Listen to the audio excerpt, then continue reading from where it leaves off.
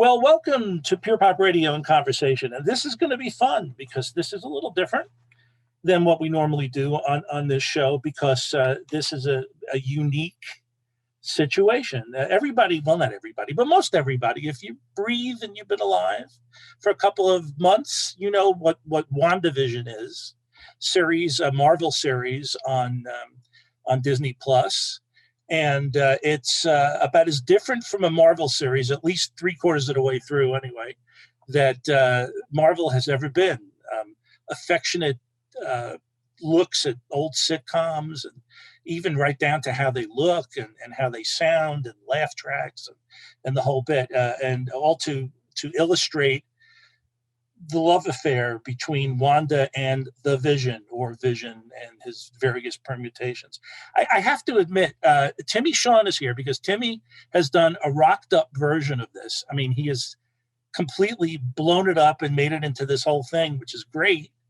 And he did it in like 6 hours or 2 hours, if you go by somebody else. 30 minutes, I know. He's a magician. So we're going to talk about that. But I have to admit, I used to be really into all the Marvel stuff. And then a few years ago, I kind of got off it because I just didn't have the time. But I know that you are really into it. And pretty much if I gave you a 100-question quiz now on Marvel, you probably could get like a 99.9. Am I right? I could do pretty close. You could ace it. So what happened is that there are songwriters, the Lopez's, who also got an Oscar for a song in Frozen. So they were in charge of writing some of the songs for this WandaVision show on Disney Plus. And in the 7th episode of WandaVision, which we watched the whole way through, by the way, so there you go. This song came on called Agatha All Along. It would probably take like 45 minutes to explain the whole thing if I got down to all the details. And Timmy could do it. I'm telling you, I know he could. And he's bursting out. He really wants to. Guys, if you have 2 hours, I'll just start at the beginning. Yeah, so Marvel as seen by Timmy Sean. This song came on called Agatha All Along, which explains about the character and the kind of that she'd been directing everything that had been happening in the series up until then. And that's not really a spoiler alert because by this time everybody and their mother has written about it on the internet. So you'd have to basically have your eyes closed to have missed it. So this song came on. It's a little over a minute long on the show. And it's got kind of a theme a la the Munsters theme back from 60s television. Everybody knows the Munsters. And Timmy Sean, who watched these episodes when they premiered at midnight his time out on the left coast, because that's when Disney puts these episodes on this service, 3 a.m. East Coast, 12 a.m. West Coast. And he heard this song, Agatha All Along, which is done a little straighter, more like a TV type theme. And he said, well, I'm going to do a different version of it.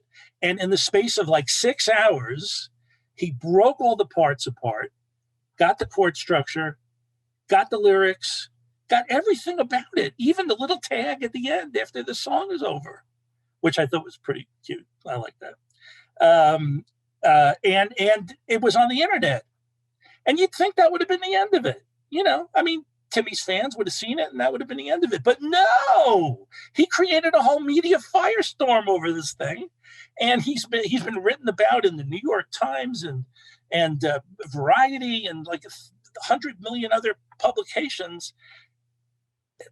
Talk about the experience. We'll talk about you recording it and doing all that stuff. But were you surprised that this became what it became really pretty quick? I wasn't because I was surprised that I got all the media attention, but as soon as I heard the song, I was like, man, this is really catchy. And I opened up Twitter and I was like, grabbed a guitar first and I was like, oh, what is that riff? I'm like, that's really cool. I'm like, kind of has that Munsters thing happening. I'm like, dun, dun, dun, dun. I started picking it apart. and I look on Twitter and it was trending already, which is like 1 o'clock here, like 4 a.m. on the East Coast. And I'm like, and I just see like memes and people like, that's a bop. Oh man, I love that song. That song's so catchy. And I was like, I should record this. This song is gonna be huge tomorrow. Like I felt like I was like, I have like a secret that like nobody knows about yet. Like there's like it's like, you know, there's enough people that it's trending on Twitter, but it's not like people are gonna wake up and watch the episode. Like I have my girlfriend's little brother is like a huge Marvel fan, but he's like 18 and he's like, I can't make it to 4 a.m. So he like wakes up every Friday and he watches it. So like I couldn't, and I usually watch it by myself on Thursday night at midnight, and then I watch it with my girlfriend when she gets home from work on Friday. So I couldn't even tell her about it. Like she wakes up at like 4:30 in the morning, and I'm in the middle of recording something. She's like, "What are you working on?" And I was like, "It's gonna spoil the show for you. I don't want to tell." There's a new theme song. I think it's gonna be cool. I really like it. Either way, I'm recording this. So I'm in there like trying to be quiet. I can record with headphones and some of the stuff. I'm like, "Are you awake now?" Okay, I'm cutting drums. It's like 5 a.m. I mean, you have to be, obviously, you have to be a great musician, which this guy is.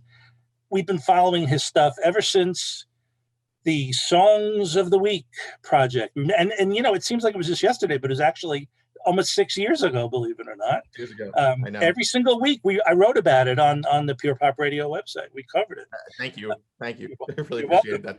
And still, it was a lot of fun. What's it going to be this week? It was a lot of fun.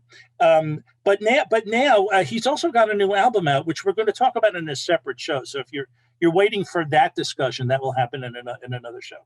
But anyway, so talk about, you know, you're going to record this. It was like ordained. It was in the stars. You had to, but you also had to take it apart in your head, and you have to have the basic structure of the song as it aired in order to take it apart and put it back together again in your own style. And plus, there's a video of you on YouTube, which you can see right below this interview, that will show you him playing the other parts, all the parts. So talk about the process of that. How do you go about doing this? Okay. So the first thing I did was I was like, all right, am I just going to keep streaming this on Disney Plus to learn it? And instantly, because Disney takes everything down. Instantly on YouTube, there were like 1 million videos of it. So I was like, all right, perfect. That's easy. I can just pull it up, loop it. There's a way to like download the video from YouTube. So I pulled the audio from the video, dropped it into my recording program. I use Cubase, and just started listening to it, just try to get the arrangement. Okay, all right, that's what it's doing. Had a guitar, just picking it apart, and then started, okay, what's going on? All right, in the far left, there's a guitar that's doubling the vocals. Okay, so that's kind of what I keyed on first, because I was like, I need to get the melody down. Once I kind of have the melody in my head, the rest will kind of fall in place. I can figure out the chords and the other stuff. So I just grabbed a guitar and started learning the melody from like the left side. There was a guitar part. So I just started picking that apart, and it switches. So it's like the first verse comes up and it's who's been resonating. And it's like kind of switches a little bit. And I was like, all right, I want to make sure I get that exactly how the melody, because the vocals won't fit if I don't. So started picking that apart, figured that. I mean, I looped that, I don't know, 25 times, something like that, just to kind of, it's a minute long. So I was just like, all right, yeah, okay, got pretty close, got it. Grabbed a bass, just kind of picked that apart. All right, kind of have the structure down, and then started laying that stuff in first. So I just kind of did some scratch tracks, laid the whole thing down, jumped over to piano. There's some weird, like, it's like an electric harpsichord piano thing happening, like, you know, Addams Family vibe to it. So I just started breaking it instrument by instrument, and then was like, I'll get to the vocals last, figure out the arrangement. So I started laying stuff down. Like I said, I couldn't do drums because it was like 3 a.m. So I was like, all right, I have this setup back here. It's actually a mix of V drums and live cymbals. So which is how I recorded my album. The neighbors are happy, and I can kind of get different sounds in the drums anyway. So I play them, and like the toms and the stuff they're V drums. So I'm quietly hitting them. So I'm like trying to lay down just something that I can play everything else to. So I'm like, really quiet. And Yeah, I mean, unfortunately, it's only a minute long, so it Yeah. took a little bit of work to get the melody down and get the chords and stuff, but it's not like it was like a 4-minute song that I had to, okay, and then what's the bridge? Like, it was like, all right, once I kind of had that, the framework was there. My girlfriend woke up, hey, I'm recording something. I can't tell you anything about it because it's going to ruin the show for you. Right. Meanwhile, for weeks before that, I'm theorizing. I'm like, oh, that's Agatha Harkness. This is no surprise. And then I'm like, well, I can't tell you about it, but yeah, she was so over the top with it. I mean, they kept writing on the internet about that. Like, it's right. not like this is coming as a galloping shock to anybody. Right, exactly. But then that was like another thing. Well, we can get to that. But like when I posted it, I was like, how do I post this without like people being pissed off that I'm like, it was Agatha all along, like, because everyone who sees it is going to know the title and that's what they're going to be searching for. But if you haven't watched the episode yet, you'd be like, what the hell, man? Like, that's the twist. I was like, all right, I can't put this on any of my social media stuff. I just want to try to make it so if people search specifically for this phrase, they'll find it, but otherwise, yeah. So musically, it just was kind of, I mean, it took me, I think I was counting the guitar because the other thing is that I wanted to get it. Normally I would just, all right, take a section at a time, punch in, do the next section, learn that. But I'm like, well, I want to shoot video for this and I want it to all be one take. So I have to get this down like straight through for every instrument. So it was like, I mean, it was like, I don't know, 60 takes or something of the guitar before I had it. And I have like, all the outtakes of my guitar. I'm just like, all right. Again, I get like 2 seconds into it. Oh crap. Okay. So I got one good take of the bass. I got one good take of the guitar, and then drums come easy for me. And once I had the arrangement that many times in my head and I laid the drums, normally I would do drums first, but I laid the drums pretty much last, just before the vocals. So, but yeah, so that was kind of my process from 1 a.m. to about 7 a.m., give or take. Well, you might have really made it just loud for the neighbors because they would have been probably thrilled to know they were in on it. It's like, you could have them come in and like clap when you're done. Yeah. If you guys could I'm going to pull you guys in. Come on. But I'm in my pajamas. That's okay. So am I. No problem. Drinking their cup of coffee and their newspaper. Well, so you get it on there, and you said you were surprised and you were not surprised at the reaction, but it came fast and it came really thick. Yeah. It's funny. I got a little bit of attention from Fernando Perdomo is probably a guy a lot of your listeners know. Me, Fernando, and Nick Bertling also. We did a couple of videos when the quarantine hit last year. And one was we took a comedian's lyrics to he called it Coronavirus Rhapsody. And the three of us broke down. We did a cover, basically did a note for note cover of Bohemian Rhapsody using this guy's lyrics. And it got some traction, and it got like, I was happy that we got, wow, we got like 12,000 views on YouTube, and we were like thrilled with that. Pretty and I was good. like, all right, cool. Yeah, that's more than I get with my original by thousands. So it was like, awesome. This is really fun. And like, I got like, I don't know. It was within hours I had eclipsed that. It was like 12,000 views. Like, it was like within a few hours, I'm like, oh my God, this is really, like, I went to sleep, I think the first day, and it had like 25,000. Then I woke up the next morning, and it was like, I didn't even really sleep that much. It was like, I hadn't slept the night before at all. And then I slept a few hours and woke up, and it was like, had jumped like another 15,000. Like, it was pushing 40,000. I was like, wow, I mean, I know they're like small numbers for other viral videos, but for us, or for me, I was like, this is crazy. Like, this is jumping by 10,000 views. I'm like, oh, this is really cool. Isn't it up to a couple 100,000 views now? I mean, it's pretty high up there. Yeah. It's it hit 200 a few days ago, which was insane. Like, in like 2 weeks time, it was like. Well, yeah. I want to read this quote here. In fact, you can find it in various places on the internet. But Robert Lopez, who co-wrote the song that Timmy's whole adventure is based on, he said, "My personal favorite was by a very gifted rock musician," That's you, by the way, who created a version that was him playing all the instruments and singing all the parts. And he finished it by like 2 hours after the episode had aired without any sheet music being available. It was incredible. So that you don't want to like sort of wash your hands or your face anymore after you. It was awesome. I mean, it was so flattering. And I'm like, and it was like in the New York Times. Like, it was like, oh my God. Like, I got my family were like sending me articles, and like, I hadn't seen any of them. And then my uncle one day was like, hey, have you seen, I think Decider was the first one he said. I'm on like a group text with my father and uncles. And then they were like, oh, have you seen this one? Oh, it's on Nerdist. It's on this one. And then they were like, oh, Barstool Sports, like 2 days ago I had posted. And I was like, oh, I haven't seen any of this. Like, and so just kind of like started coming. It was mostly family members. I feel like they kept coming across it. And it's one of within the first few hours, one of the comments I saw was my cousin in New York. And she was like, I was just on Reddit and someone posted this video. Like, it didn't come from me. Like, she was just like, you know, she's a big Marvel fan. And she's like, that's so crazy that I just like saw your video pop up. I was like, that's cool. Well, you just wait until you're a character in Guardians of the Galaxy 3, where you know, we heard this song. It was something about Wanda and the Vision, and I think it has some kind of backwards message in it, and we have to get that guy. You have to get that. I mean, it's possible. You never know. They might work in. I would love to. It's funny. I actually played one of the gigs I do in LA.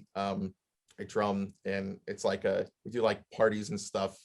A lot of like it started off as like a live karaoke band. So it's like, all right, here's 300 songs, and like we all kind of rotate in. It's guys who play, like one of the other drummers plays. It's like Engelbert Humperdinck's drummer, and like we all like just when we're in town, we just put in like, all right, this is when we're available, and there's like 15, 20 guys, something like that. And we all just like rotate in, so we all have to kind of keep up on these 300 songs. But one of the parties we played was like James Gunn's family. Oh, really? So it's like I've actually like drummed behind James Gunn and his brother who plays like Rocket Raccoon, and there was like Jenna Fisher and a bunch of. So I'm like, oh yeah, I've done a couple things. And actually, I did a party a couple years ago. We're not supposed to like talk about the people we play with, but these are cool, so I don't care. I'll share with your friends. I played a party like a backyard party that Catherine Hahn sang. So I actually drummed for like a couple songs behind Catherine Hahn, which is pretty awesome too. That I was like, oh, that's really funny. I'm like, I played with her song, and now I played with her. It's like a whole new thing. I mean, you know, you one day you get up, you're like, another day. You know, what am I going to do today? Yeah. Oh, WandaVision's on tonight. I'll watch the episode. Ba ba ba ba. Agatha all along, you say. And then you're like off with the races. So if you haven't heard it and you know, what are they warbling about? It's right below us here. And the other thing that you can look forward to is that he's working on a new version of this with Leland Philpott, who's a trap hip hop guy. Trap being a new thing to me, but now that I'm an expert on it, I can speak with expertise or something. So that's going to be soon. You're working on that now. Yeah, it's really close. I mean, I kind of took he put like a beat to the song, and his kind of took off on Twitter, and mine was taken off on YouTube. And we kind of both got mentioned in a lot of these same articles, and it'd be like, here's the rock version, here's the trap hip hop, here's the rock version. They interviewed the Lopez's. When Robert Lopez said that, his wife was like, I watched this other video and it was so much fun. This guy, you know, so I was like, we're getting featured in the same stuff. And I messaged him and I was like, hey man, congrats on the video. Like, I love it. Like, you're having a blast. And I was like, oh, we should do something together. Especially with the New York Times article thing happened. And I tagged like the Lopez's and I tagged him in it. And I was like, I have an idea for an original song with kind of the same themes, but kind of take the sample his beat, and then it became like a full-fledged song. So it's an original song that just has like samples of Agatha and samples of his beat in there. So it's just about done. So I've been editing a video and waiting for his rap verse, which is the first time I've written an original that has a rap verse in it. Interesting. Well, when the New York Times mentioned you, did they call you Mr. Sean? You know how they call it Mr. Miss? It's funny. I get that a lot in the articles. They did not. But it's so funny because it's Sean is my middle name. Right. And it's like I go by Timmy Sean because my full name's Tim Mahoney. And there's several Tim Mahoneys. And there's a guy, by the time I started doing solo music, there was a guy had put out like 10 albums. So I was like, all right, I can't go by Tim Mahoney. So like my father's Tim Mahoney, I'm Tim Mahoney, but our middle names are different. So they always called me, Timmy Sean and Tim. And it was like, all right, so I'll just go by that. So, but yeah, it's always funny when I see like Mr. Sean and I'm like, close enough. That's what I go by. So I got to accept that. Well, I think of that every once in a while because a long time ago, where they interviewed Dee Snider and they called him Mr. Sister, which is pretty funny, really. But anyway, I digress.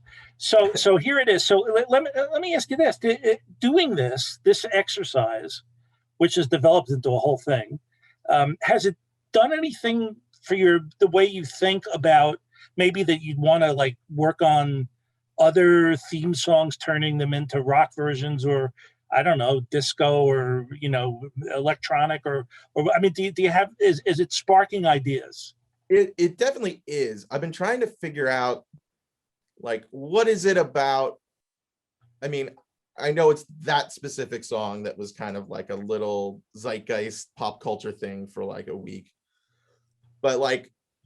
And the reaction at first was like, wow, you did this really fast. And then it just kind of became like, wow, this is a great version, because the people who are watching it now don't realize that I posted it, hours after it came out.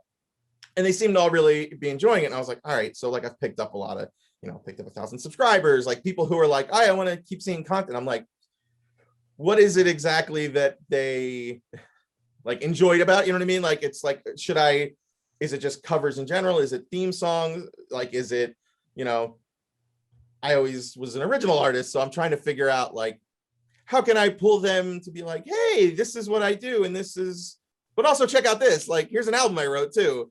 And it's like, I know from starting my old band Loser, when we started doing covers and everyone loved us, and then we started putting a couple of originals, and by the time we kind of steered completely into original music, everyone was like, but I want to hear that hit that I know, and like you kept the small portion of it, but I'm like, all right, so how can I do that without losing 99% of the people that are like, oh yeah, but I just want to hear a theme song cover? So I've been trying to figure it out to see like, okay, I want to put out some more cover videos, but like try to find there aren't a lot of nerd fake theme songs to dig into, to be like, oh, well, that'll be my thing. I'll cover, Marvel fake TV theme songs from now on. Well, how about all the theme songs for the shows that they dealt with in WandaVision, and you could rock those up? I did think about that, because there's some great ones. They really did a great job of like nailing every era, and then like just like and they weaved in this like motif, like da, da, da, da, like bam, bam, bam, bam, is in the Agatha song. But they also used it in like the 50s song. It's like WandaVision. I'm like, they pulled it into this little motif, and even like the 80s one, it's like, it's great. They did an amazing job of like writing those. And yeah, it's funny because they're known for, they did the music for like Let It Go is their big thing, the song from Frozen, yeah. Frozen. And then they did a song from Coco, which I think they won a second Academy Award for that, which is like, that's what they're known for. But I was looking through their like Wikipedia page when I was looking them, background up on them and stuff. And they wrote music for this, it's like a Finding Nemo musical that's an Animal Kingdom in Florida, the Disney park.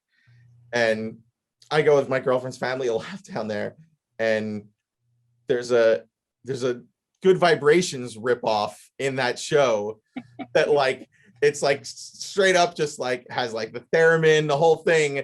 And like, that's the thing that resonated the most with me, was like, they wrote the Good Vibrations ripoff thing at Animal Kingdom. And like my girlfriend's little brother and I, like, we always talk about it. We'll be like, I should just write that Good Vibrations Finding Nemo song. So I was like, that's the thing that like, I was looking at the credits and I was like, they wrote the Good Vibrations thing. Well, see, that's the cool thing about all this is, you know, you hear that they won for a song in Frozen and Coco, and but you know, if you're the kind of person who doesn't like contemporary music, and especially kind of what some people might consider to be sappy songs, you know, from movie musicals, and then they see, well, but look at this other thing they did. It's called variety. It's called to having the talent and the ability to do all kinds of different things, and that's what you do too. So that's a good thing to build off of. I think this is a good thing. I mean, it can't be. Oh no, I've had a blast. It's been really fun, and yeah, no, I'm happy for, and like the most gratifying thing is like you do see like, hey, I just checked out your new album, and it's like, this is my favorite album I've heard in years, like, and I just knew it from this video, and it's like, even to pick up a handful of those people is awesome. I mean, it's great. Like, I appreciate everyone who's watched the video, but like that especially was like, okay, that's worth the 6 hours that I put in. You mean the 2 hours? You mean the 2 hours? Yeah, exactly. Well, look, it's great. You can hear it under here if you haven't heard it already. But once you hear it once, I'm telling you, you'll be hearing it in your head for days to come, and that's a good thing. It's a good thing to hear a couple of times in your head. So check it out. There'll be a new version of it, the trap / hip hop version, coming out soon to a theater near you. And next time around, when next we connect with Timmy Sean, we will talk about his incredibly good new album, A Tale from the Other Side, a pop rock album, an opera. But there's no like, oh, none of that. And well, there's a little of that, right? Spoil the surprise. There's a little of that. So thanks for being here today on In Conversation. And we will talk to you again next time. Thanks, Alan. I might even wear the same outfit.